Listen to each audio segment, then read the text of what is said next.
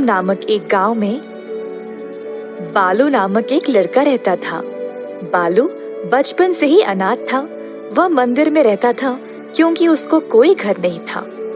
लोगों की मदद करके वह बदले में उनसे खाना पीना मांगता था।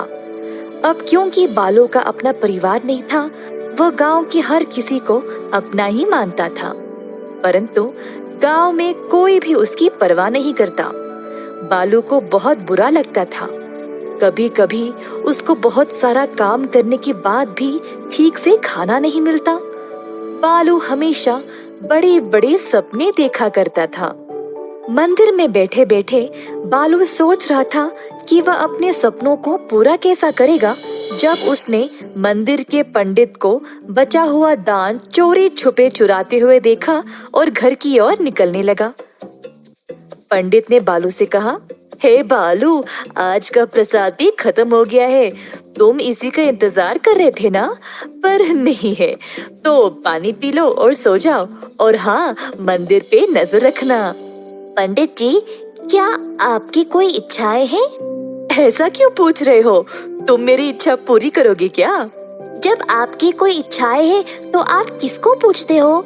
देवी माँ के अलावा और कौन है? तो जो मांगे वो पूरा कर देती है क्या? जब तक देवी माँ सामने प्रकट नहीं हो जाती, तब तक तुम दिल से प्रार्थना करते रहना, फिर वो तुम्हारी इच्छाएं पूरी करेगी। चलो, मुझे अब देर हो रही है, मुझे जाना है। ऐसा कहकर पंडित चला गया। बालू खड़ा हुआ और देवी माँ की मूर्ति के पास गया। अपना पूरा ध्यान लगाकर बालू अपने मन में देवी माँ का जाप करना शुरू किया। इसी तरह हफ्ते बीत गए और बालू प्रार्थना करता ही गया। एक रात बालू जब प्रार्थना कर रहा था, तब बालू, तुम्हारी भक्ति से मैं प्रसन्न हुई हूँ। बोलो, क्या चाहिए तुम्हें? काफी देर तक सोचने के बाद बालू ने कहा, देवी माँ, मुझे ये वरदान दो कि मैं जो भी छूऊं वो सोने में बदल जाए।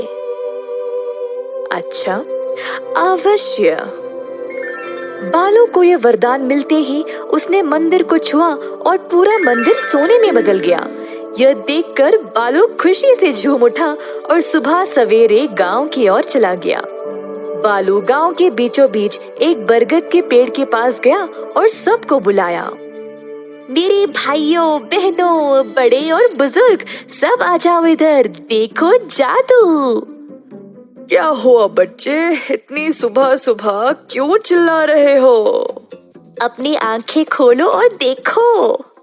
ऐसा कहकर बालू ने पेड़ को छुआ तो पूरा पेड़ सोने में बदल गया। सब लोग चमकीले सुनहरे पेड़ को देखकर आश्चर्यचकित रह गए। ये मेरी जादुई शक्ति है, जिससे मैं जो भी अपने हाथों से छूऊं वो सोने में बदल जाता है। ये सुनकर सब लोग और भी हैरान रह गए। सबको अब बालू पसंद आने लगा और उससे अच्छा बर्ताव करने लगे। बालू बहुत खुश हो गया और इधर से उधर दौड़ने लगा कुछ और बच्चों के साथ। बालू घर से घर जाने लगा, सब कुछ छूते हुए। एक एक करके सारे घर सोने में बदलने लगे और जल्द पूरा शहर एक सुनहरा शहर बन गया। सब लोग बालू की प्रशंसा करने लगे। सब लोगों ने उसको मजेदार भोजन भी दिया। बालू भी ये सब देखकर उत्सुक हो गया। टोकरी से जब उसने सेब को उठाया तो सेब भी सोने में बदल गया और बालू उसको खा नहीं पाया। ये देखकर बालू दंग रह गया। उसने सोचा कि अगर ऐसा ही रहा तो उसको भूखा मरना पड़ेगा। फिर उसको पानी पीना था, पर पानी की मटकी को छूते ही पानी और मटका दोनों सोने में बदल गए। बालू को समझ नहीं आया कि अब वह क्या करे। उसकी शक्ति उसको भूखा और प्यासा रख रही थी। बालू जल्दी एक नदी के पास गया और पानी लेने नदी में हाथ डालते ही पूरी की पूरी नदी सख्त सोने में बदल गई। जल्द गांव के सभी लोगों ने देखा कि कहीं भी पानी ही नहीं है और सब कुछ सोने में बदल गया, तो वो परेशान होकर बालू के पास दौड़ते हुए आए। तुमने ये क्या किया बालू? तुमने सारे पानी को सोने में बदल डाला। अब हमारे पास पीने के लिए कुछ नहीं है। हम कैसे जीवित रहेंगे? तुमने सारे गांव को नष्ट कर दिया। गांव के सारे लोग बालू को ताने मारने लगे। वही लोग जो बस कुछ देर पहले उसकी प्रशंसा कर रहे थे, अब एक क्षण में उसके दुश्मन बन गए। उसको अकेला छोड़कर चले गए। ये सब सहकर बालू कूट कूट के रोने लगा। बालू को इतना दुखी और परेशान देखकर देवी माँ फिर से उसके सामने प्रकट हुई। क्या अब तुमने देख लिया कि तुम्हारी इच्छा का परिणाम क्या हुआ? तुमने कुछ सीखा या नहीं? देवी माँ, मैं बचपन से अकेला हूँ, तो मैंने इस गांव को ही अपना माना था। मुझे लगा अगर मेरे पास ऐसी कोई शक्ति होगी तो सब लोग मुझे पसंद करेंगे और मेरे साथ रहना चाहेंगे।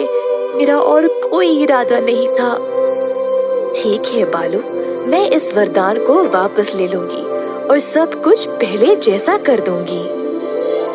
ऐसा कहकर देवी माँ ने सब कुछ ठीक कर दिया और बालू को आशीर्वाद दिया कि वह हमेशा स्वस्थ रहे और गांव के सभी लोग उसको प्यार करें और उसका अच्छे से ख्याल रखें। इस कहानी से हम ये सीखते हैं कि जो भी अपनी बुद्धि का उपयोग नहीं करेगा वो कभी कुछ नहीं पा सकता, पर जो सोच समझकर काम करता है वो दुनिया की किसी भी बाधा को आसानी से पार कर सकता है।